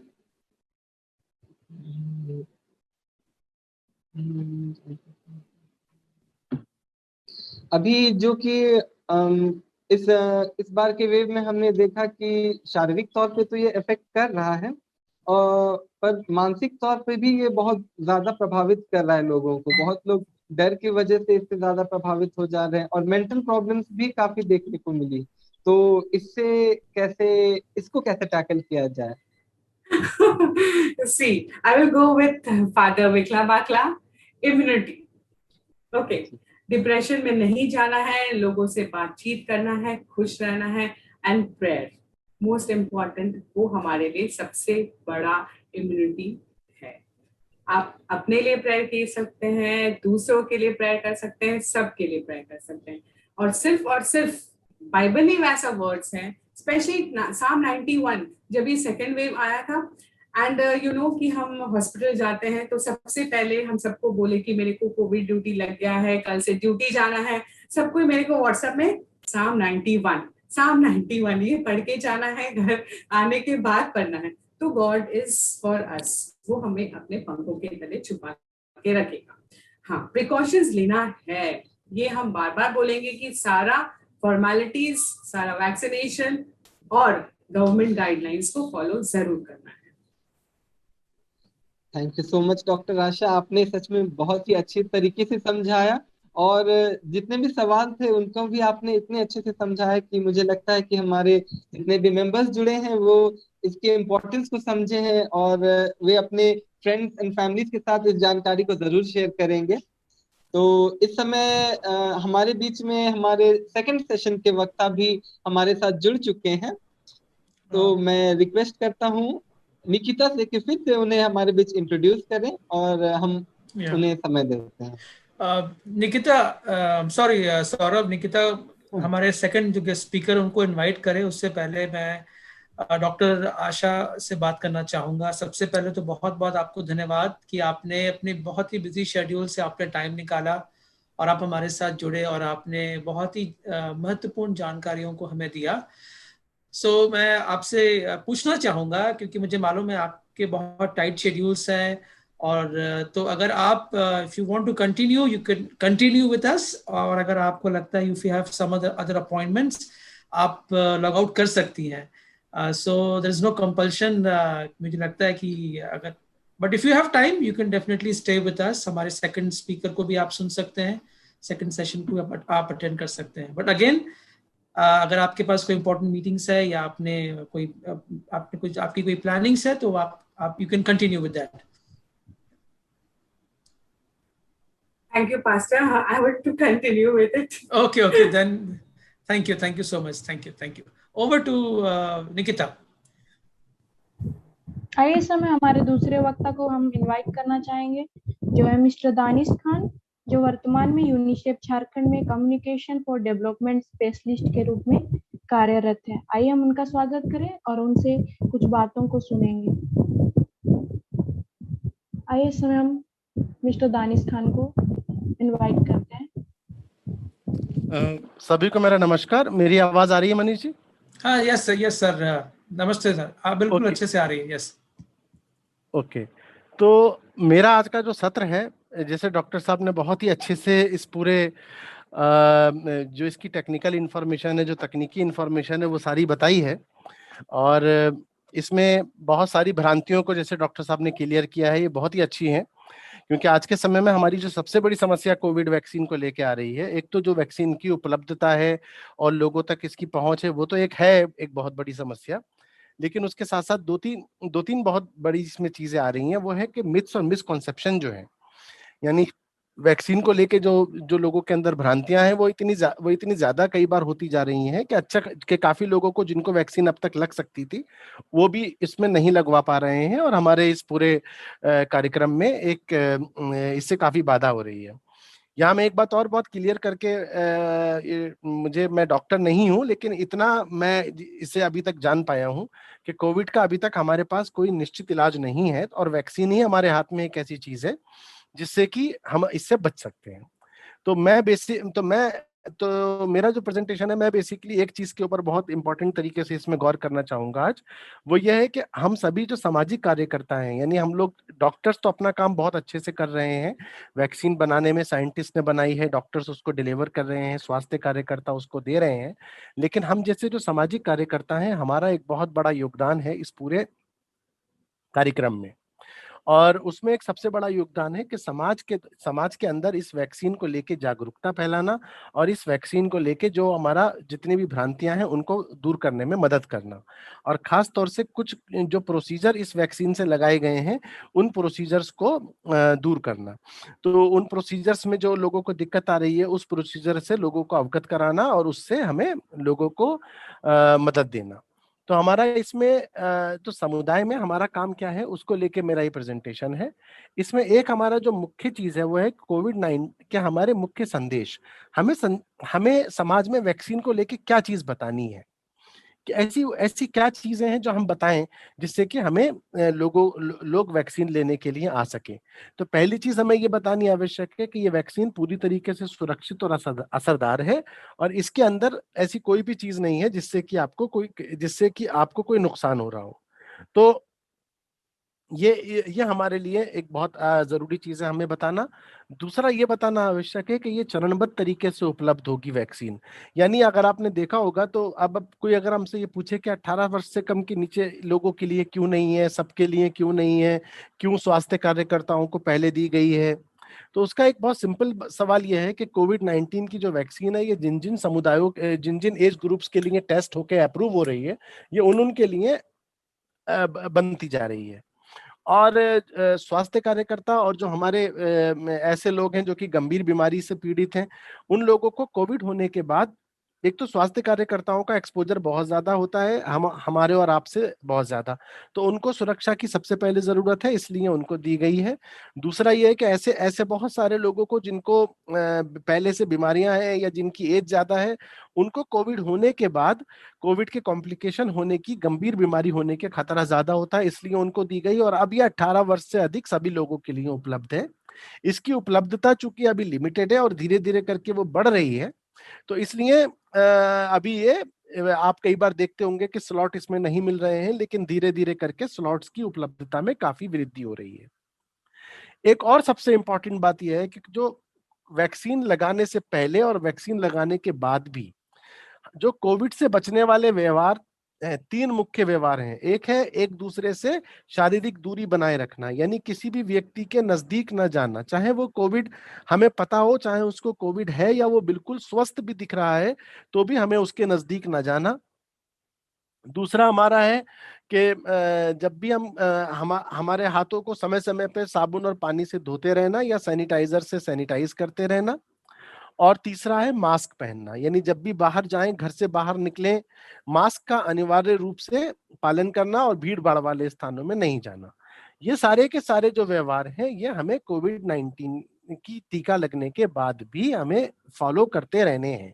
और लोगों को ये बताना भी आवश्यक है कि टीकाकरण जो होता है उसके लगने के बाद ऐसा नहीं है हम ये बोलें कि अब उसको कोविड कभी हो ही नहीं सकता।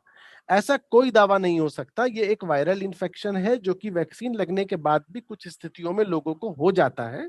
हाँ, वैक्सीन का एक जरूर इसमें बहुत फायदा रहता है कि वैक्सीन लगने के बाद कोविड अगर किसी को होता भी है तो उसके गंभीर होने के खतरे थोड़े कम हो जाते हैं। जिन लोगों को टीकाकरण देना है उनका पंजीकरण कराना है, तभी उन्हें वैक्सीन दी जाएगी। अब ये पंजीकरण जो है वो ऑनलाइन तो मेन हो रहा है, और झारखंड में बहुत जगहों पे इसको ऑन साइट यानी साइट पे जाने के बाद भी इसके पंजीयन की व्यवस्था की है। टीकाकरण में जो भी लाभार्थी जाएं वो अपना एक फोटो पहचान पत्र ले जाना ना भूलें। यदि किसी के पास फोटो पहचान पत्र नहीं है किसी भी प्रकार का, तो वो अपने गांव की सैया से इसके लिए संपर्क कर सकते हैं। टीकाकरण के बाद 30 मिनट तक टीकाकरण स्थल पर रुकना और उनके प्रतिकूल प्रभावों की जानकारी निगरानी करना यह बहुत ही आवश्यक है और यह जरूर करना चाहिए। टीकाकरण सभी सरकारी केंद्रों में निःशुल्क दी जाएगी, इसका कोई शुल्क नहीं है। और एक और चीज जो हम सबको क्लैरिफाई कर सकते हैं वो ये है कि चाहे प्राइवेट अस्पतालों में इसका पैसा लिया जा रहा है, लेकिन वैक्सीन की क्वालिटी में कोई फर्क नहीं है। किसी भी इंसान को ये नहीं समझना चाहिए कि यदि हमें सरकारी में दी जा रही है तो वो हमारी तो वो जरा अच्छी नहीं है और प्राइवेट की 1000 रुपए की ले लेंगे तो वो अच्छी रहेगी, ऐसा नहीं है। दोनों ही वैक्सीन दोनों ही स्थानों पे एक ही जगह से आ रही हैं और एक ही तरह की हैं। इसके अतिरिक्त एक और विश्वास सबको ये बताना दो चीजों के बारे में मैं चाहूंगा सब लोगों को जरूर संदेश दिया जाए। वो ये है कि भारत में वैक्सीन बनाने का और वैक्सीनेशन करने का जितना ज्यादा अनुभव है उतना विश्व के किसी भी देश को नहीं है। तो भारत के लोगों को वैक्सीन लगाना और भारत के स्वास्थ्य कार्यकर्ताओं की क्षमताओं पे हमें शक कभी नहीं करना चाहिए, बिकॉज हम लोगों का जितना अनुभव है वैक्सीन का उतना किसी का नहीं है। दूसरी बात यह है कि भारत में दुनिया का कोविड के अलावा भी दुनिया का सबसे बड़ा वैक्सीनेशन प्रोग्राम हम चलाते हैं बच्चों के लिए। पोलियो के दौरान हम एक दिन में 12 करोड़ बच्चों को वैक्सीन दी जाती थी।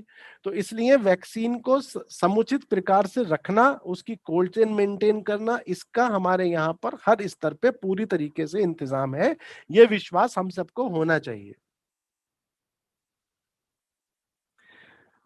कुछ लोगों को अभी कोविड का टीका नहीं लगाया जा सकता, खास तौर से वो जो कि सेल्फ आइसोलेशन में रह रहे हैं, यानी जिनको जो किसी कोविड व्यक्ति के संपर्क में आ गए हैं या जिनको कोविड-19 का टेस्ट हो गया है अभी उसका नतीजा नहीं आया है या कोई बीमार है तो टीका अभी ना लगवाएं। बीमार जैसा डॉक्टर साहब ने बताया उतने समय को वहां पर लोग जो है उतना इंतजार करें इसके लिए। कोविड की दूसरी डोज के बारे में लोगों को एसएमएस के द्वारा भी सूचित किया जाएगा और इसके अतिरिक्त हर व्यक्ति को ये बात ध्यान रखने की जरूरत है कि उसको वैक्सीन के बाद एक हरे रंग का सर्टिफिकेट भी झारखंड सरकार की तरफ से दिया जा रहा है, उसमें भी लिखा होता है। फिर भी मैं चाहूंगा कि आप लोगों को ये बताएं कि चूंकि ये हमारे अपने स्वास्थ्य का मामला है तो हमें भी थोड़ा याद रखने की आवश्यकता है। हम भी इतना सहयोग करें कि उस हरे पर्चे को संभाल कर रख लें और उसमें अपनी नेक्स्ट डोज की तारीख एक बार उनसे पूछ के लिखवा लें। एक और बात जरूर ध्यान रखिए कि अभी तक भारत में जिसको एक वैक्सीन लगी है दूसरी वैक्सीन भी वही वाली लगनी है। तो एक बार अपना याद भी रखें कि हमें कौन सी वैक्सीन लगी है। ये आपके उस हरे सर्टिफिकेट में भी लिखा होगा और वैसे भी आपको याद रखा जा सकता है। यदि अगले सत्र से पहले आप कोई बीमार हो जाता है तो पहले स्वस्थ होने का इंतजार करें और उसके बाद 14 दिन तक वेट करें और फिर उसके बाद टीका लगवाएं। यदि किसी को कोविड होता है तो कोविड होने के 3 महीने तक टीका ना लगवाया जाए।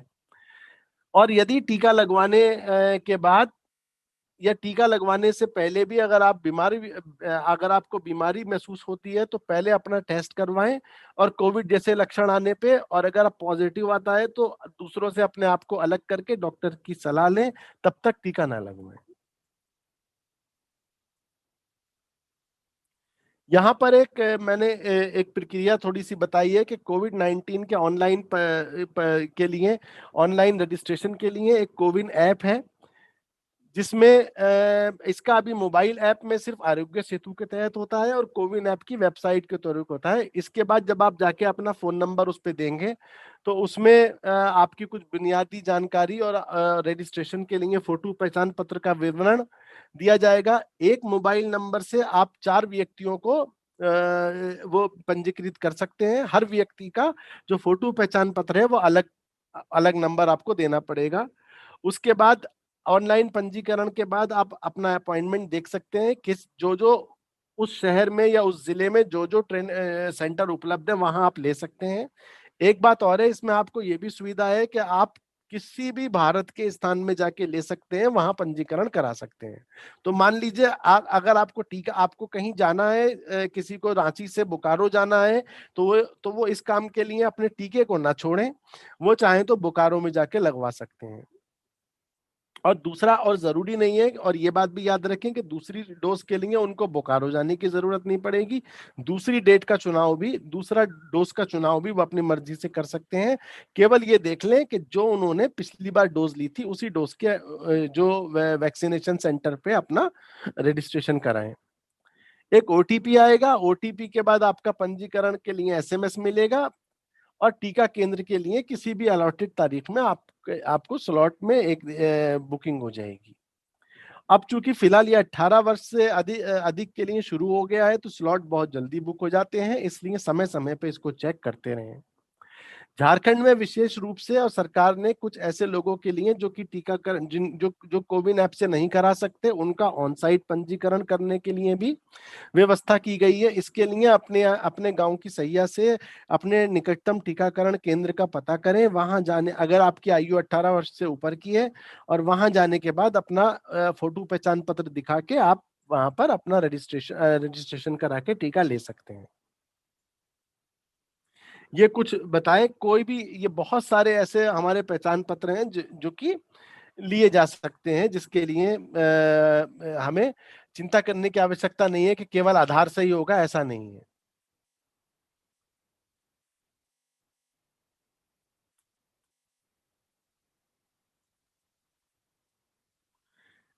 यदि जब टीकाकरण की तैयारी का मतलब यह है कि टीकाकरण किसी को भी करवाने से पहले सामाजिक कार्यकर्ता 2-3 मुख्य काम कर सकते हैं। पहला यह है, जैसे मैंने बताया, कि सामुदायिक बैठकों का आयोजन करके, जैसे आपके यहाँ चर्च की बैठक होती है, या और जैसे हमारे यहाँ और भी कोई सामुदायिक बैठक है, उसमें वैक्सीन के फायदों का विवरण देकर और शंकाओं का निवारण करके लोगों को जरूरी सलाह दें, और पात्रता के हिसाब से उनको रजिस्ट्रेशन कराने की प्रक्रिया का सुझाव दें।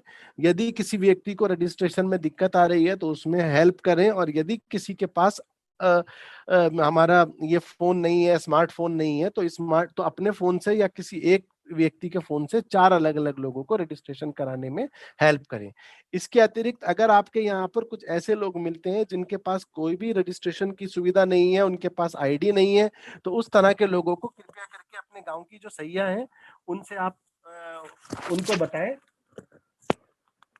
और उनको बताने के बाद ये उन लोगों की के टीकाकरण की व्यवस्था हो जाएगी।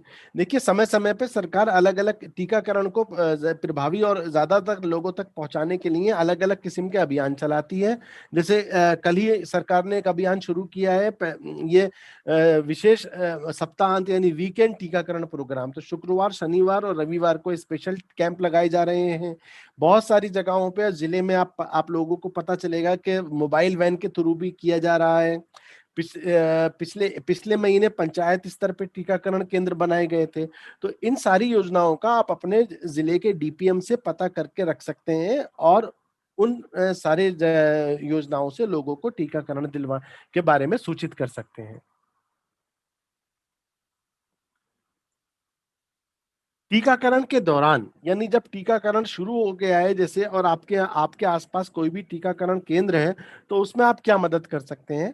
पहली चीज, ये सबसे बड़ी मदद हमारी ये होगी कि जो हमारे स्वास्थ्य कार्यकर्ता यानी हेल्थ वर्कर हैं, उनकी हम टीकाकरण स्थल पे अगर हेल्प कर सके, मदद कर सके, वो इस तरीके से कर पाएंगे हम कि हम उनको सहयोग दें टीकाकरण स्थल की व्यवस्था को बनाने में, थोड़ी साफ सफाई में, कुछ उनके पास जो आईसी सामग्री है उसको लगाने में मदद कर सकते हैं, जो लोग आ रहे हैं उनकी भीड़ को नियंत्रण करने में मदद कर सकते हैं, और इसके अलावा जो कोविड के प्रोटोकॉल हैं उस भीड़ में वो हम फॉलो करने में मदद कर सकते हैं। लाभार्थी जो भी टीका लेके जा रहे हैं उनको ये इन्फॉर्म करें कि आपको 30 मिनट तक यहीं रुकना है, जहां उनके रुकने का स्थल है उसकी व्यवस्था में थोड़ी मदद कर सकते हैं। और यदि आपके गांव में कहीं पर कोई टीकाकरण लगने के बाद किसी को कोई परेशानी ऐसी आती है जो कि गंभीर हो, तो वो उसके बारे में एएनएम या सैया को इन्फॉर्म कर सकते हैं।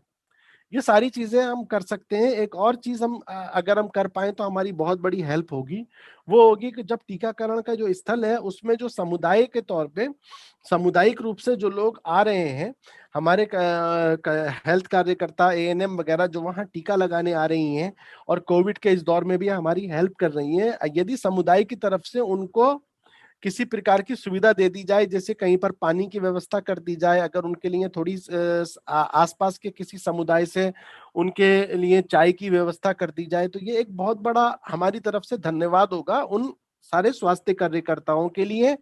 और मैं अपना अनुभव आपको बता सकता हूं कि मैं वैक्सीनेटर था पहले, मैं पोलियो की वैक्सीन दिया करता था, वैक्सीनेशन टीम का सोशल मोबिलाइजर हुआ करता था मैं। तो वैक्सीनेशन टीम के साथ जाना मेरा काम था, और मुझे मालूम है कि समुदाय की तरफ से मिलने वाला एक छोटा सा सहयोग भी एक कार्यकर्ता का मनोबल बहुत बड़ा बढ़ा देता है। तो इसलिए इस बात को जरूर ध्यान रखें। टीकाकरण के बाद एक जो सबसे मुख्य हमारी भूमिका है वो है कि यदि किसी व्यक्ति को कोई ये याद ना रहे कि उसका दूसरा टीका कब लगेगा, तो लोगों को ये याद दिलाते रहें कि वो अपना सर्टिफिकेट संभाल के रखें और उसमें दूसरे टीके की तारीख देख लें, कौन सा टीका लगा था या देख लें। और यदि आप घर घर जब आप भ्रमण कर रहे हैं या लोगों से कांटेक्ट कर रहे हैं और आपको कोई ऐसी सूचना मिलती है कि टीका लगने के बाद किसी की तबीयत ज्यादा खराब हो गई है, तो उसकी सूचना देना। और एक सबसे इम्पोर्टेंट बात कि टीका लगने के बाद भी लोगों को कोविड के प्रोटोकॉल का फॉलो कराते रहना। ये 2-3 चीजों के ऊपर अगर हम अमल करें तो हम काफी मदद कर सकते हैं। मैं अब आपको इन सब चीजों से अलावा एक स्लाइड दिखाना चाहूंगा। ये एक स्लाइड है जो मैंने अपनी हर ट्रेनिंग में में ऐड करी हुई है। कोविड-19 में बनने के जो सेकंड वेव है, इसने बच्चों के ऊपर बहुत बुरा असर डाला है। इसमें एक सबसे बड़ा नुकसान ये हुआ है कि बहुत सारे ऐसे बच्चे हैं जिनके दोनों माँ बाप कोविड से मृत्यु हो गई है या दोनों ही अस्पताल में भर्ती हैं, और या और किसी कारण से बच्चे को समस्या आ रही है और आपकी नजर में ऐसे बच्चे आते हैं। तो कृपया करके तुरंत उन बच्चों की जो सूचना है वो 181 नंबर है हेल्पलाइन राज्य का, उस पर कॉल करके बताएं। और यदि ये हेल्पलाइन नंबर आपका नहीं चल रहा है और आपको हेल्पलाइन से कोई रिस्पांस नहीं आ रहा है, तो कृपया अपने यहाँ के जो डीसी हैं उनको इसकी सूचना दें। जहां तक हो सके डीसी, बहुत सारे डीसी आजकल ट्विटर के ऊपर है, अगर संभव हो सके आप ट्विटर से भी उनको सूचना दें, लेकिन कृपया करके ऐसे बच्चों को सूचना दें। इनको किसी भी समय में निराश्रित ना रहने दें, इन तक सुविधा पहुंचाएं, क्योंकि ये बच्चे कोविड के बाद सबसे ज्यादा खतरे में हैं। धन्यवाद मनीष जी, मेरा प्रेजेंटेशन यहीं तक था। अगर किसी का कम्युनिटी मोबिलाइजेशन या सामाजिक कार्यकर्ताओं से के रोल को लेके कोई क्वेश्चन है तो मैं आपसे रिक्वेस्ट करता हूं, आप बताइए मुझे। Thank you sir, thank you so much. मुझे लगता है कि डॉक्टर आशा के बाद आपने जिन बातों को हमारे सामने रखा है वो बहुत ही महत्वपूर्ण है कि हमारी जिम्मेदारी क्या है। क्या केवल हम वैक्सीन जाकर लगवाएं या फिर एज ए फेथ कम्युनिटी, एक चर्च कम्युनिटी होकर हम और हमारे पास और भी क्या जिम्मेदारियां हैं, हम कैसे अपनी जिम्मेदारियों को पूरा कर सकते हैं और समाज में हम कैसे हम लोगों की मदद कर सकते हैं। तो मुझे लगता है कि ये बहुत ही यूजफुल सेशन रहा हम सबों के लिए, खासकर जो हमारे साथ जितने भी जवान जुड़े हुए हैं अलग अलग शहरों से, लोकेशन से।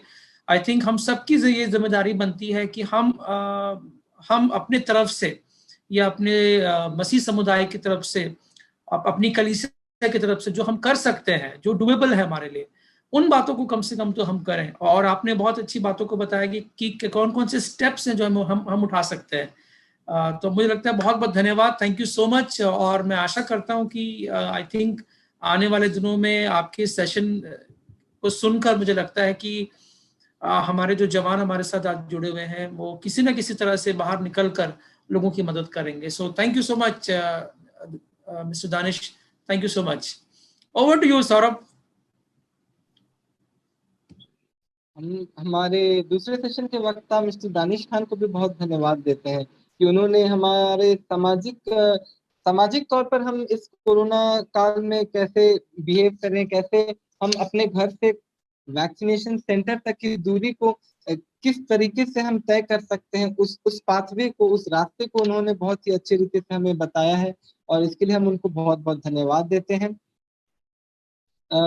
इस घड़ी हम अपने कार्यक्रम के अंतिम चरणों पर आ गए हैं और मैं फिर से अपने जितने भी मेंबर्स हैं जो इस कार्यक्रम से जुड़े हैं उनसे रिक्वेस्ट करता हूं कि यदि आपके मन में कुछ भी सवाल हो इस कार्यक्रम के अंत के बाद भी आप अपने सवाल हम तक पहुंचा सकते हैं। हम पूरी कोशिश करेंगे कि जितने भी एक्सपर्ट्स हैं, विशेषकर हमारे आज के वक्तागण, उनसे हम आपके आंसर्स को लेकर आप तक पहुंचाने का प्रयास करेंगे।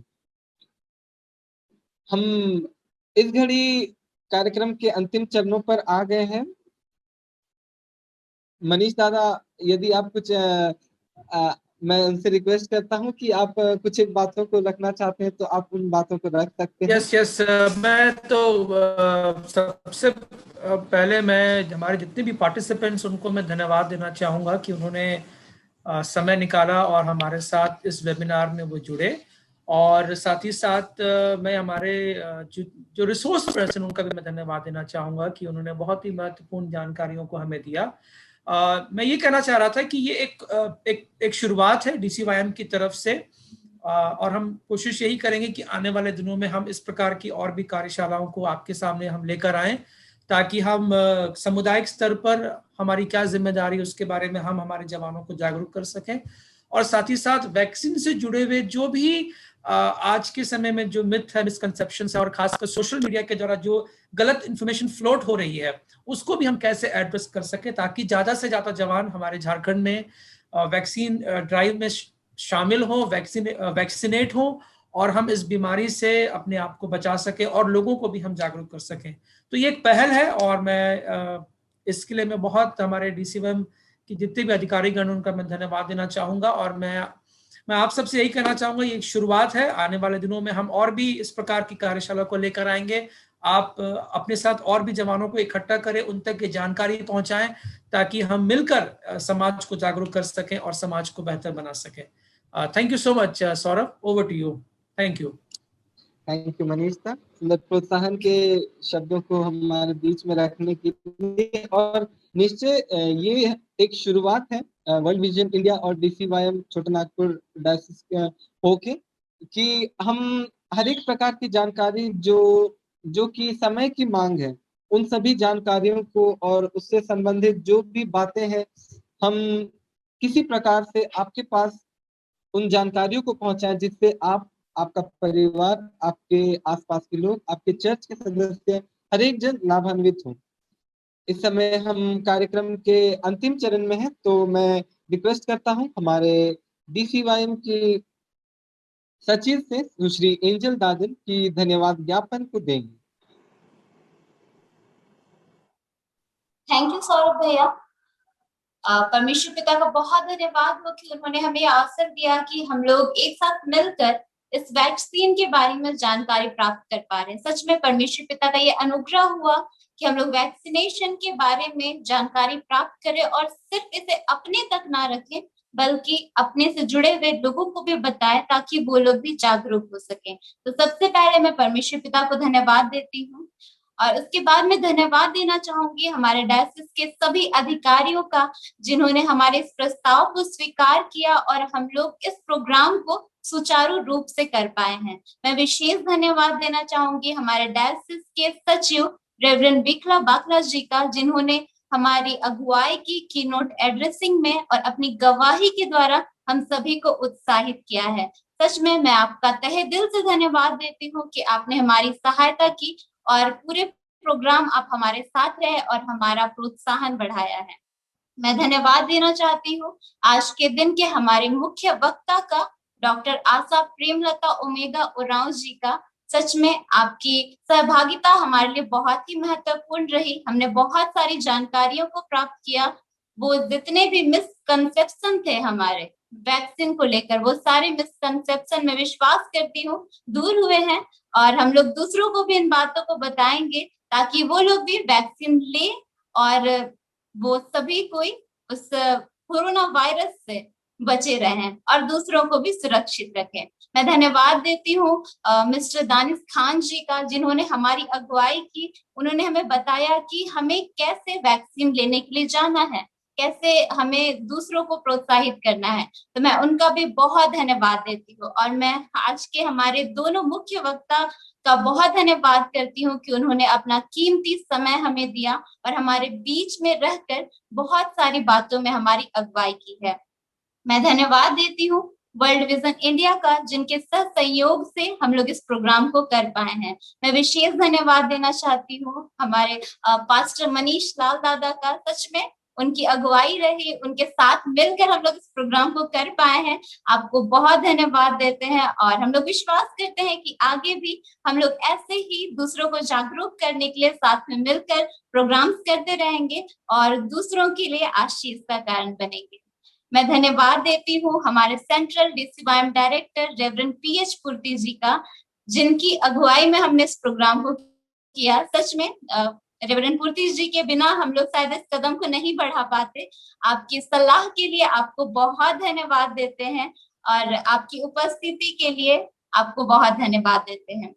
मैं धन्यवाद देती हूँ हर एक उन लोगों के लिए जिन्होंने इस प्रोग्राम में जुड़कर अपनी सहभागिता दी।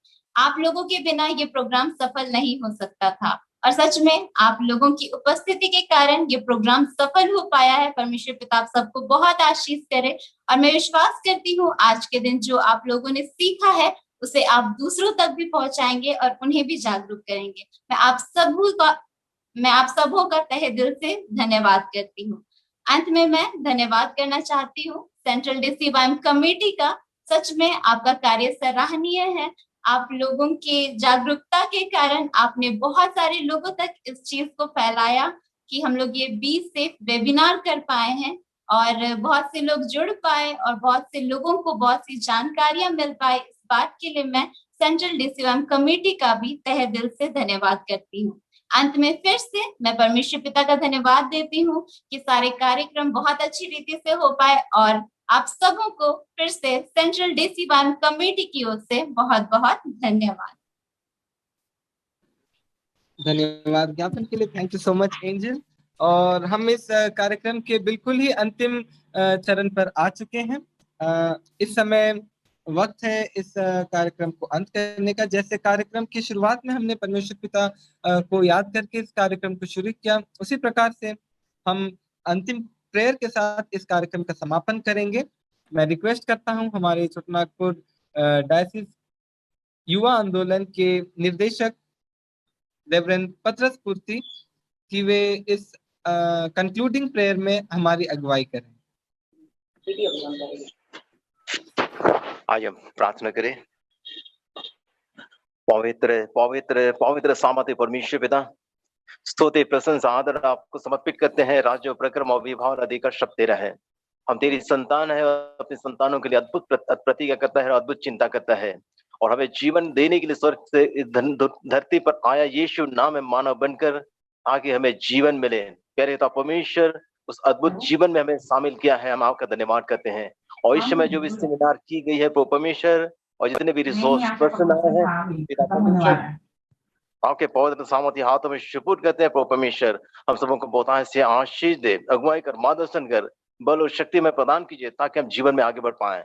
प्यारे तो परमेश्वर, दुनिया में भिन्न भिन्न प्रकार की परीक्षाएं हैं, भ्रांतियां हैं और प्यारे तो ऐसी परिस्थिति में परमेश्वर हम सबों को तो आप ही मार्गदर्शन दिलाइए, हमें अगुवाई कीजिए ताकि हम तेरे पवित्र मार्गों पर विश्वास के साथ चलें और जो भी सावधानी हमारे लिए बरती जाती है, दिखाए जाते हैं, बताए जाते हैं, उस पर हम चले और सचमुच आपके आशीष में निरंतर आगे बढ़ पाए। तो हमारा शरण और दिग्गज है। धन्यवाद देते परमेश्वर तमाम रिसोर्स पर्सन, तमाम श्रोताओं के लिए और तमाम प्रिय पदाधिकारियों के लिए हम आपका धन्यवाद करते हैं जो इस कार्यक्रम में जुड़े हैं।